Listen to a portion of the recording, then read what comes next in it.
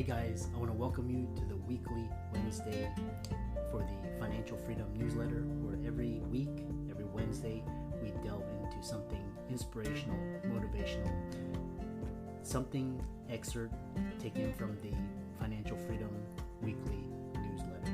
Wherever you are, if you're listening on Spotify, on iTunes, Google, be sure to click the like, subscribe, share, comment.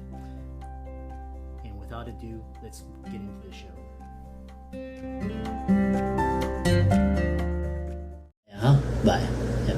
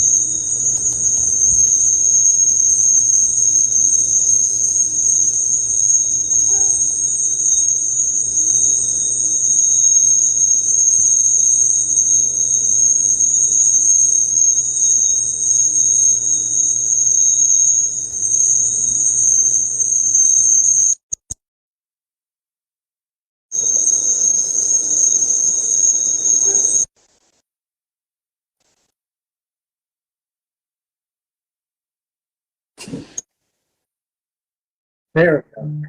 Hey, how's it going? Good. All right.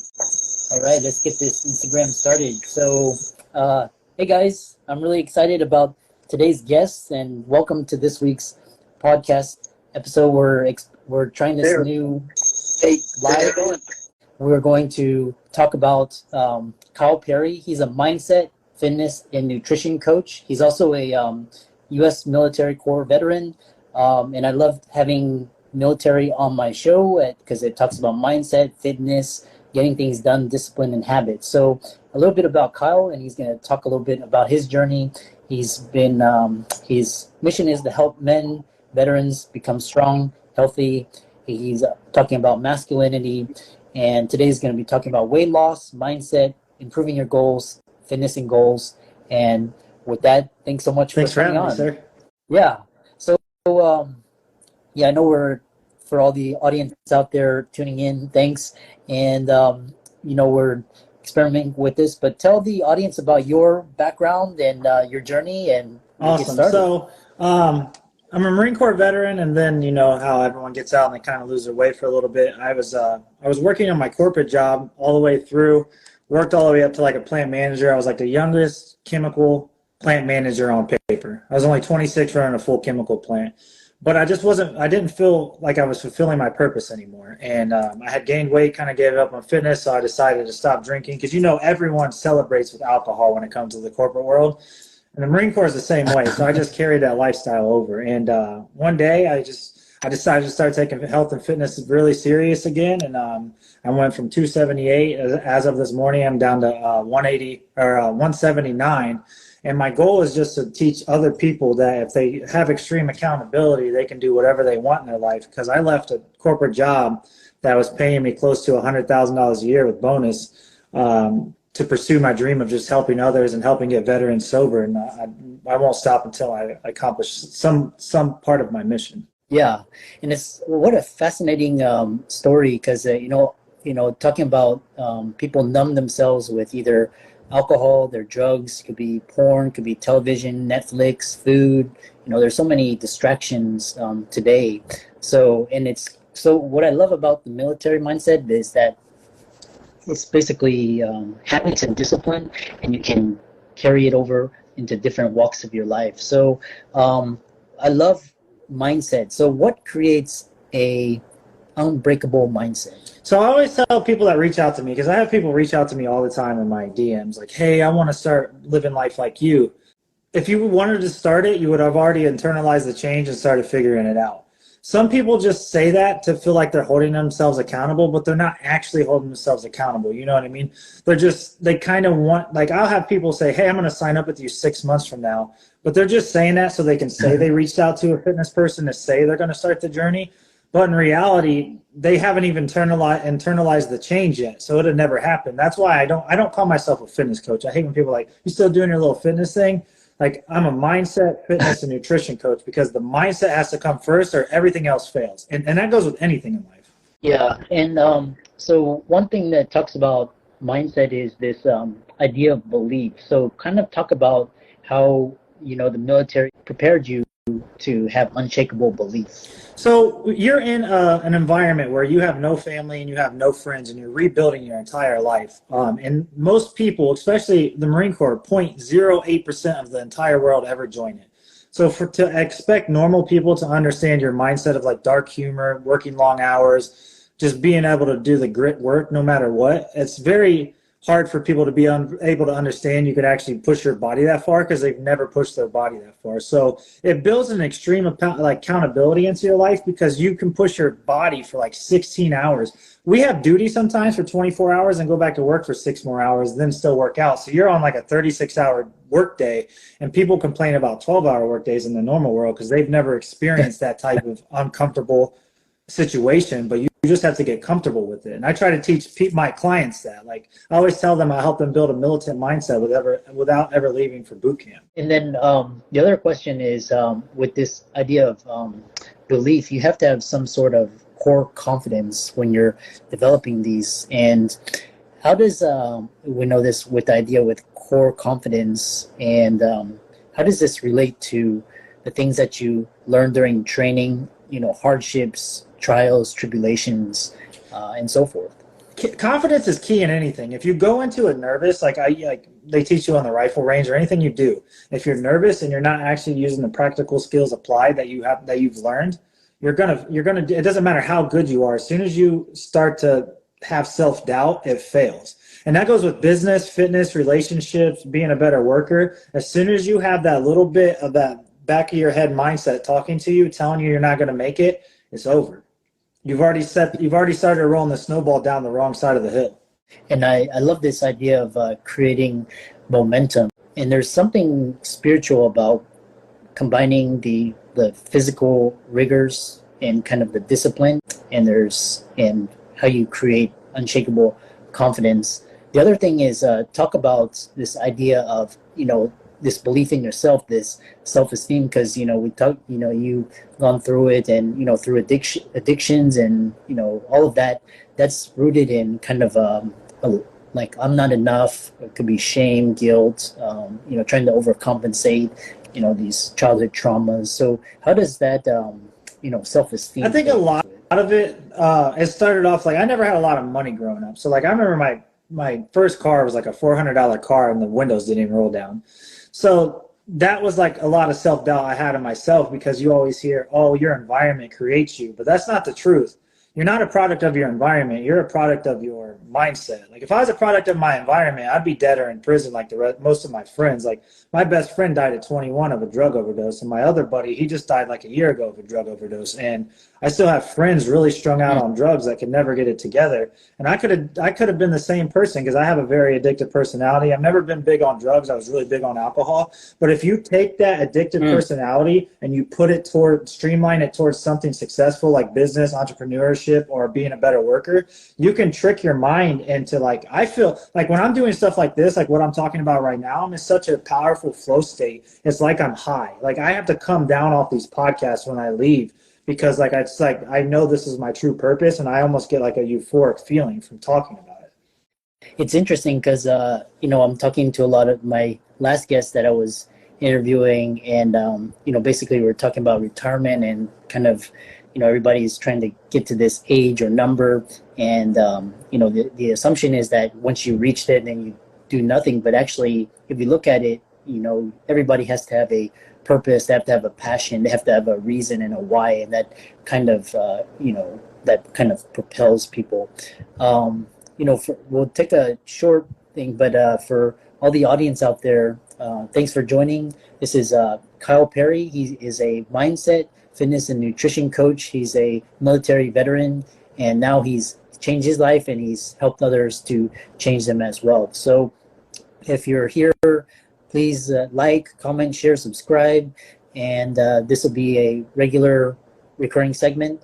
So talk about this idea, people using addictions to escape their reality. How can you break this cycle of addiction and all They're of just that? numbing the real world. Like most men in general can't sit in their own head. If you put them on an island with no cell phone, they'll go absolutely insane. They'll lose their mind.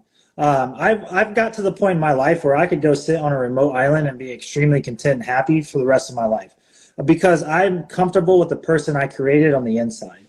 Most people, they're so scared of their thoughts and the things that they think about. It's normal to have weird and crazy thoughts. Like we need to start bringing that back into society and let people know you don't need on a bunch of medications to stop it. If you don't feel right, you need to drop down, do some burpees, push-ups, do some activities, because our flight or fight system is broken because we don't use it. We're supposed to be running from jaguars in the jungle and stuff, but instead we're sitting on the couch watching Netflix. And then people wonder why they feel weird. It's because we don't use our bodies anymore.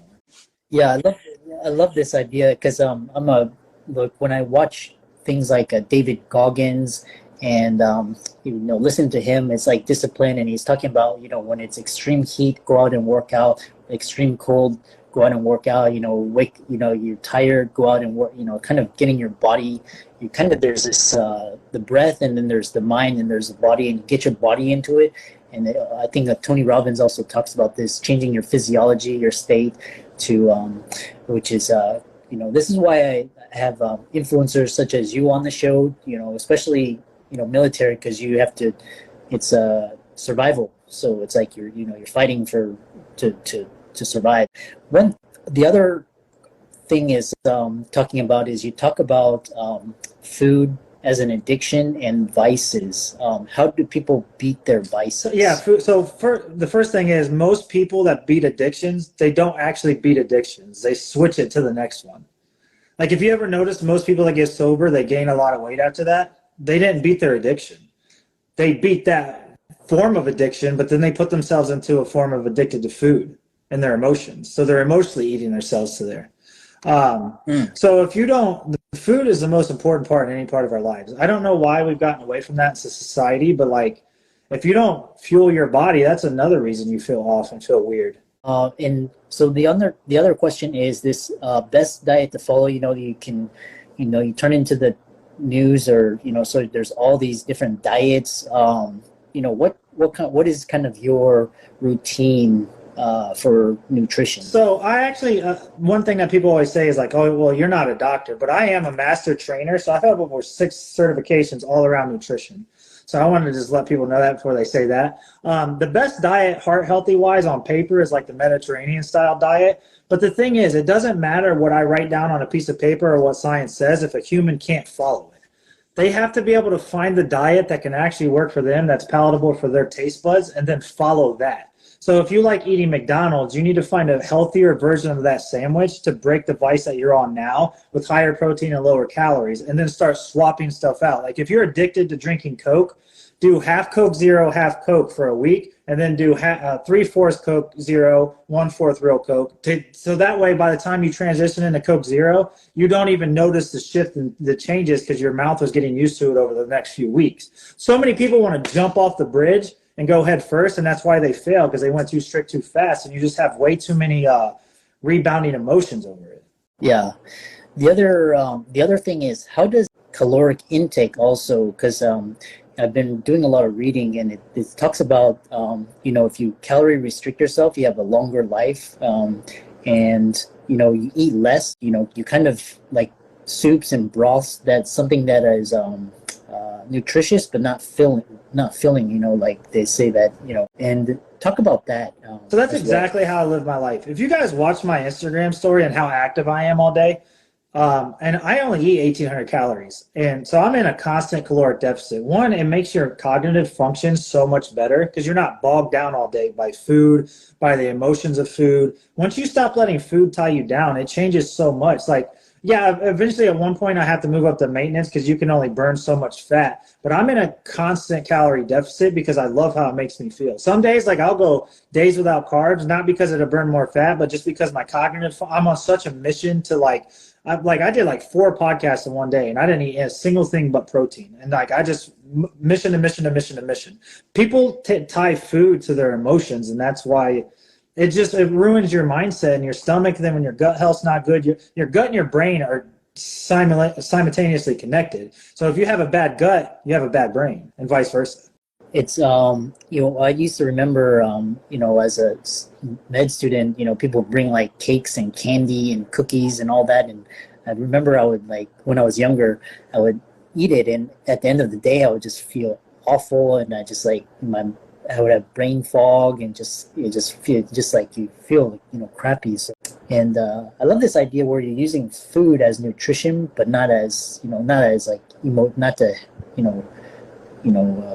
emotional support. And I think that's part of the reason why obesity and all of that. The other thing is what I've recently read is fasting. Like if you fast, some people go.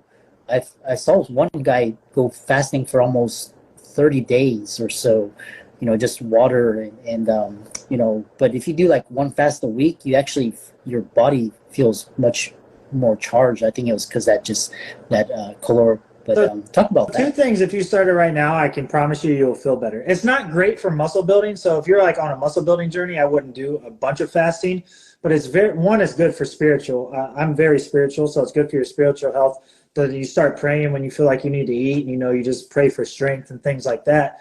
And then your energy levels will skyrocket because your body hyper focuses on wanting to get food when you get so far into fasting that you actually use all your internal driving moments of your body to do what you need to do to get things done, because it needs to hyper focus on food. That's like back to the flight system's broken. We don't utilize those emotions or that state of mind anymore. But fasting, I fast all the time just for religious reasons. And like another thing that a lot of people never do that I think a lot of people should start doing, and there's not a bunch of science behind it, but I think people should donate blood every 8 weeks. I donate blood every time I'm available, and the day after I donate blood, I feel better than I ever have. Which I know that's really big in other countries, actually. Yeah, that's interesting. I wonder why. Oh, maybe that's quite interesting. I have to look into that. And then and then plus you're doing something good. You're donating your blood for a good thing. Talking about, so the other question I have is this idea of fruits, because fruits contain fructose sugar, and are fruits, do fruits cause you to gain weight, or is it is that sugar okay? Talk about that, because they say carbs are bad for you. Fruits are amazing. I eat fruit every morning. I eat oatmeal, protein shake, and a whole like heaping thing of fruits in my oatmeal. There's tons of micronutrients in it for your health. Sugars aren't bad for you. People just, the thing is, when most hyper palatable foods, which means it tastes really good on your taste buds, combine carbs and fats. So the calories are just extremely high up there. So people think like one or the other is bad for them, but it's the combination of both that makes the food taste very well. And then that just puts the calorie range really high because the protein's low. So it's not satiating. Kind of like when you eat Chinese food and like an hour later, you're still hungry. It's very palatable, but it's not filling at all. Yeah, it's like or popcorn, like at the movies. I used to eat that, and you just like it tastes good, but then you just at the end of it, it's like you have these big, buckets, and then you're still hungry. Like 2,000 calories for like one of the really big ones with butter and salt and everything. Yeah. So so next it's food, and then the other question is this idea. So getting lean.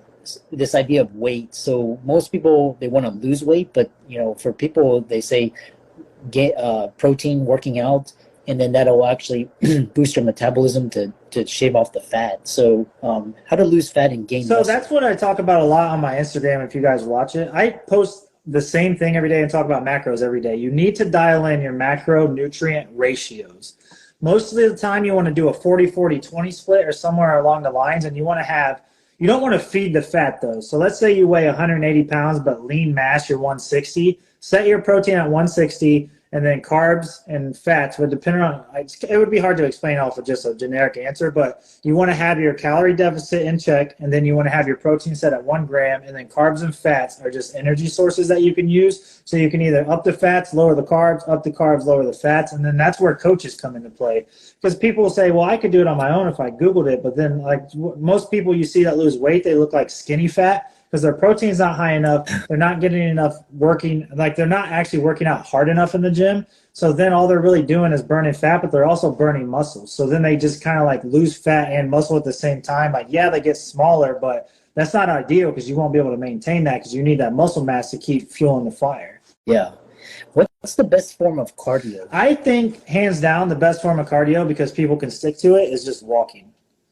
Every day you should get 10,000 steps in, and people say they don't have time, but when I start breaking down people's time schedules, they have an hour lunch or a half an hour lunch, or they have 2 hours in between where they got to take their kids somewhere to pick them up. Or you could just literally pace around your house for 10 minutes every hour, and you'll get way more than 10,000 steps if you just took the effort to do it. And that's how you improve heart health. Yeah.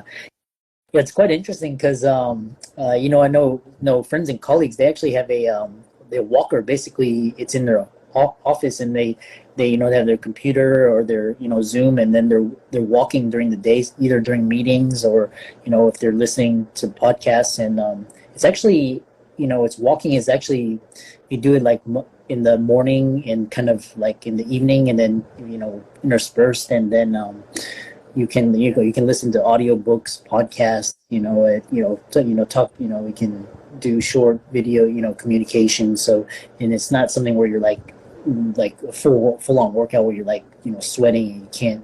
So yeah, I love walking. Walking is really great. You help a lot of clients. So tell how you break into the next level of life, and how can people contact you, follow you on Instagram, and reach out to you?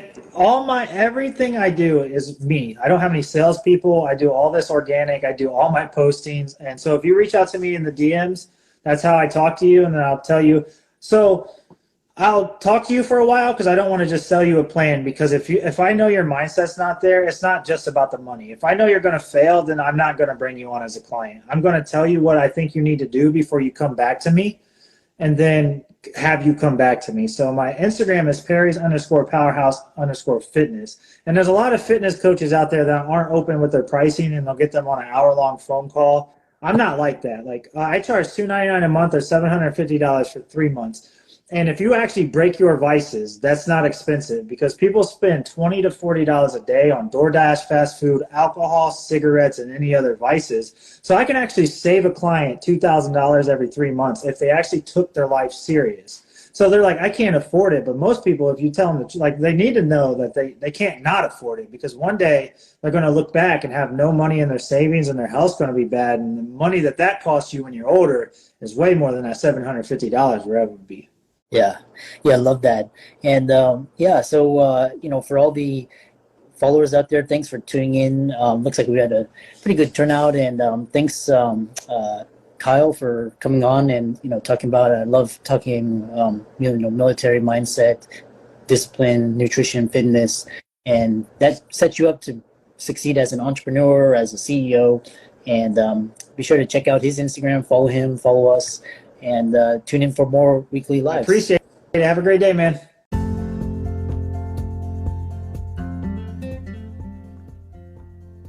I hope you really enjoyed that wonderful, inspirational, motivational piece. Again, wherever you are listening, if you liked it, be sure to like, comment, share, subscribe. We're on everywhere: Spotify, iTunes, Google, Amazon, Audible. And without much ado, be sure to thank this show's sponsors, and we'll see you next week.